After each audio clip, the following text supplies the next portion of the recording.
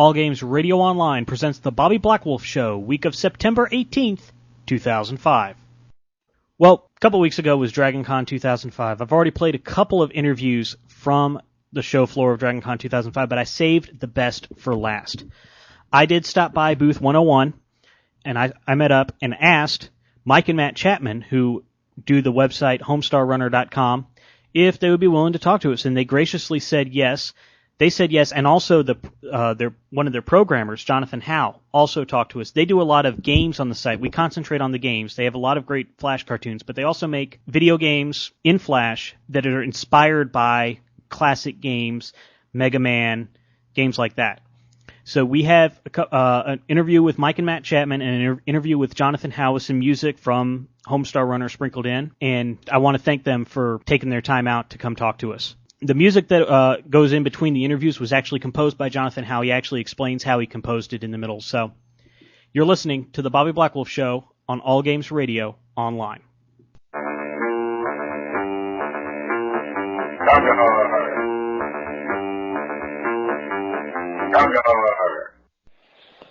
Bobby Blackwolf here with the Bobby Blackwolf Show. We're still at DragonCon 2005, and I actually got the chance. I am here with the minds behind Homestar Runner, the brothers Chaps. How are you guys enjoying DragonCon so far? It's been awesome. It's been very interesting. I'm having a good time as well. Is this your first time at DragonCon, or have you been to other Trogdor cons or whatever? This is our first, we've lived in Atlanta all our lives pretty much, but this is our first DragonCon. It's not too different from the times when we've gone to visit colleges, just more costumes, obviously. Wanted to really just focus on the video games that are on the site. All of them are programmed in Flash, and they all had kind of a classic feel to it. Is that what's your big inspiration for making the games? Regular Nintendo and below, obviously, in terms of the technology. Huge 2600 fans. At our office, we've got like an Intellivision and a ColecoVision and a 2600 and NES and Super NES and all that stuff. We're supposedly getting a Vectrex from some guy soon, which is awesome. But so that's definitely for us was sort of the golden age of gaming. We've got Xboxes and GameCubes now, but we find ourselves more and more playing old emulated games from that era. One of the questions I want to ask, another Flash gaming site, Newgrounds, they recently were able to have success on the current gen market with Alien Hominid. Are you guys interested in possibly doing something on the current gen consoles based on your Flash games? I don't know. It just seems like it wouldn't really be making good use of all that hardware. We were just thinking that, the fact that we've got a guy that we've been trying to get to make us a 2600 game is sort of more along the lines of what we'd want to do. Yeah, most of the games we want to make wouldn't take advantage of the technology that would be available anyway. So if we can put them on our site, we'll just do them there. And if we have an idea for something that, requires more power, we'll maybe do that. I actually did want to touch on that. Paul Slocum, who's a wonderful homebrew programmer. He's been working on a Homestar Runner RPG, Atari 2600 game. I played both of the ROMs of the demos. And when is it coming out? Do you guys know? I thought it was supposed to come out last year or the year before. Yeah, I think it's sort of in limbo. I mean, he's talking that. I think it was really pushing the limits of what the 2600 could do, especially with an RPG, and so I think he was getting a little overwhelmed. He realized that all the work he had done, which was, hours and hours and hours, amounted to like 2% of what the game would finally be, and so he just I think he kind of freaked out. So he was on hold on that for a while, but he did say that he's willing to look at some other 2600 projects that are a little more, within the normal 2600 realm, not necessarily trying to. I think that's going to be his opus, and so the Homestar Runner was sort of just being applied to it. He could make an RPG that didn't really have to be Homestar Runner or not. So I hope he makes it someday, because I would love to play an RPG on the 2600 for sure. One of the other RPGs, I was a big Sierra Adventure fan, and so Peasant's Quest. Right. How long did it take you to design and come up with all the different things to do in that? We started that in, February of last year, I think, writing of 2004, and then I think it came out in August, so what's that, 6-7 months from inception to having it done, and most of the time our game programmer was living in Boston, so it was kind of a long-distance thing, because we would just do a lot of the writing and all the graphics and stuff, and he would do all the programming, so if he was in the same place as us, it may have been a little bit less, but still several months. Now, the current game going on your site, the Stinko Man 20XD6 game, that's continually having new levels updated to it, or what's the deal with that? Because I keep seeing, like, level 9 just added. Right. So it's... Yeah, the original idea was that we, because Jonathan, our programmer, made this editor, this really slick editor, where we can make our own levels. And the point was supposed to be that this is a game that he didn't always need to be involved with, that just Mike and I would sit there and be able to make our own levels. But then, as we went, we just end up making each level bigger and more of a big deal and have... Each level is essentially its own game, right? Because they have different mechanics and stuff.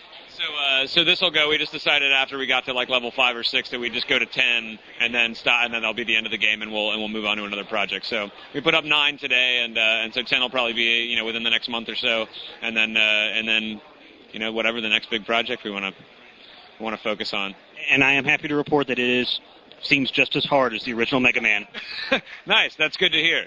That's what we always want the frustrating factor to be. Playing about Peasant's Quest, and it's like, well, we got to keep it frustrating. If you type get rocks, no, you got to type get pebbles. Yeah. That's the nature of those games. That's the whole point. So it was nice to hear that we nailed that in terms of how much a pain in the ass they are to play. And everybody in our chat room, we still discussed, where the obvious exits are north, south, and Dennis. So it's safe to say that Homestar Runner really has had an impact on a lot of the internet communities, probably that you guys don't even know about, just closet fans. So, are you able to talk about any future Flash games on your site that's not up there yet, or? We want to do another Peasant's Quest type game. We've thought about maybe going the LucasArts route, with the early like point and click where you've got all your commands at the bottom, or the later Sierra point and click interface. But definitely, it'll stay fairly old school. It's funny because the closer you get to that age of like Super VGA and VGA, the harder it gets to sort of emulate that. Right. When you get out of low res, it's still like it's bad graphics, but it's harder to create bad graphics. So, but yeah, we want to like something else big for sure. There may be a couple of other smaller, the Videlectrics, more arcadey, like Atari 2600 type games in the meantime. But yeah, we'll I don't know, maybe some Cheat Commandos game of some kind we've talked about, or a Peasant's Quest type game that's like the Homestar characters as opposed to being in the Trogdor universe. It would just be like you'd be Homestar or Strongbad walking around saying get pebbles instead of get rocks. Well, thank you for taking the time out to talk to the Bobby Blackwolf Show. I'll try, if I ever see Paul Slocum, I'll get on him to see the game. Because I have an Atari 2600. It works. Right. And I'd buy the game from Atari Age. I'm on Atari Age, and I'm friends with them. So thank you for taking the time out. Yeah, thanks so much for talking to us. Thanks, Black Wolf. 2066!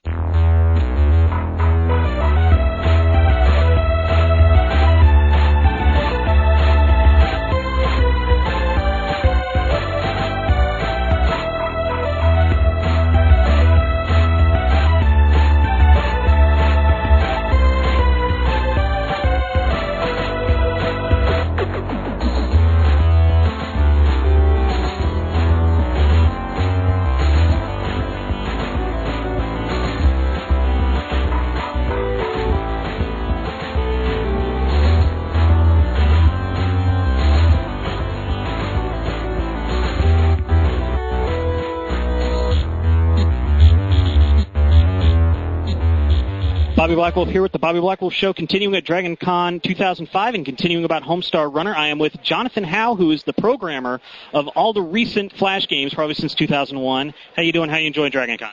I'm having fun. It's nice to see you, Bobby. He's gritting his teeth. No, it's not true. Come on. I am having fun. I've never been to a con like this before, so it's been fun. You've worked on pretty much all the Flash games, pretty much that people play nowadays, like the Peasant's Quest and Trogdor. Since Trogdor came out, what happened is that they were a little smaller back then, and I emailed them and I said, I make games and I'll do it for free. I just want to work with you guys, and I can make a little more advanced games. And they were like intrigued by that, so we started working together. And then now I moved down here and I've been working with them on bigger games like the Stinko Man game and the Peasant's Quest game. Have been our big projects.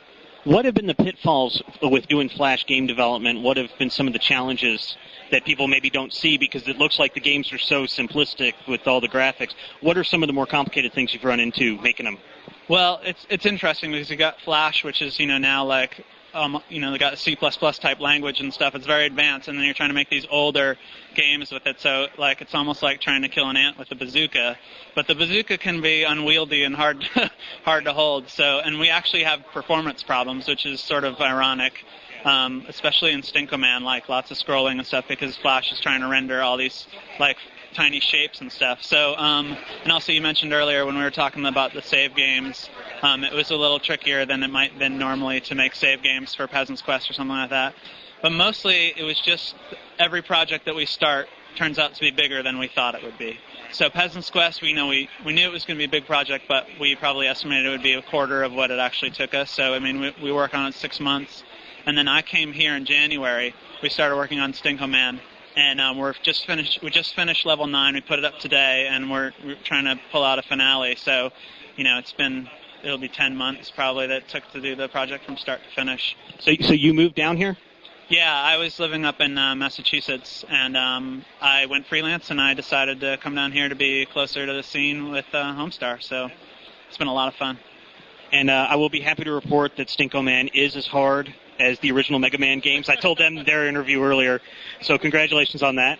Yeah, thanks. I don't know whether that's something to be proud of. Certainly a lot of people have been coming by the booth and trying it out. We have it set up on a gamepad, and it's upsetting some people, so I think we got it right, right?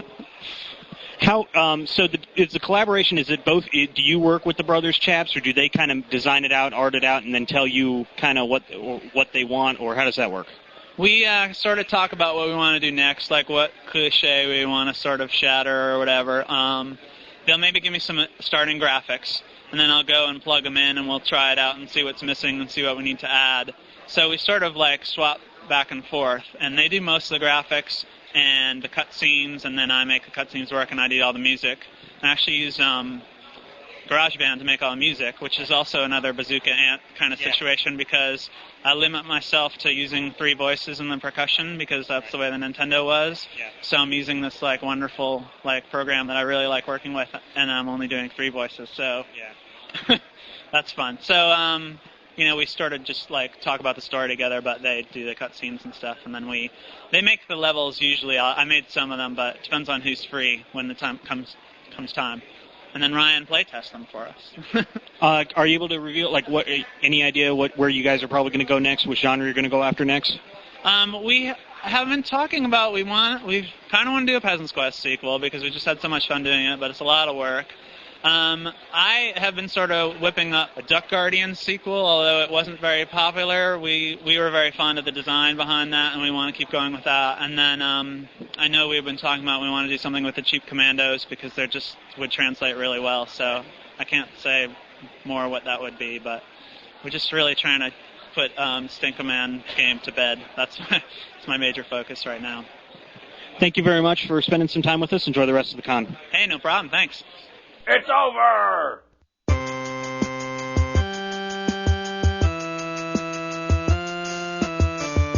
The Cheat Man. Where did we go wrong? Seems like just yesterday we were setting fire to Strong Sad's underwears.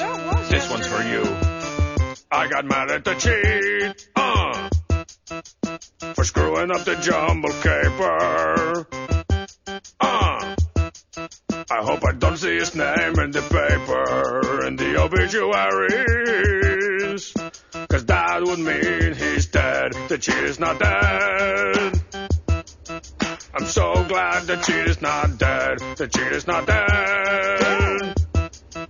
I'm so glad the Cheat is not dead. The Cheat is not dead.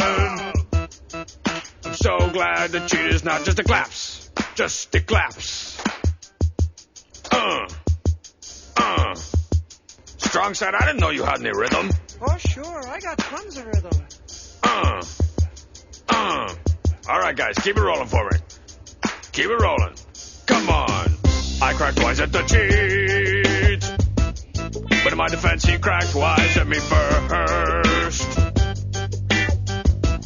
I hope it doesn't end up in a hearse at the cemetery. 'Cause once again, that would mean that he's dead. The Cheat is not dead. I'm so glad the Cheat is not dead. The Cheat is not dead. Oh, where'd this choir come from? I'm so glad the Cheat is not dead. The Cheat is not dead. You guys sound great. I'm so glad the Cheat is not dead. The Cheat is not dead. I'm so glad the Cheat is not dead. The Cheat is not dead.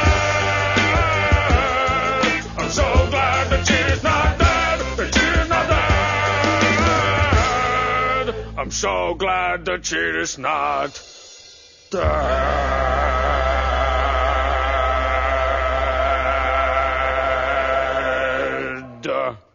She's not dead. She's not dead. No, she's not dead. She's not dead. Oh, he's dead. No, he's not dead. I said she's not dead now. No, she's not dead. Let's go to the store. Liquor and sticks. Get frozen food. She's not dead. No, she's not dead. She's not dead. No, he's never been dead. I said she's not dead. Oh, dead. No, he's not dead. I know he's not dead. No, he's not dead. No, she's not dead. She's not dead.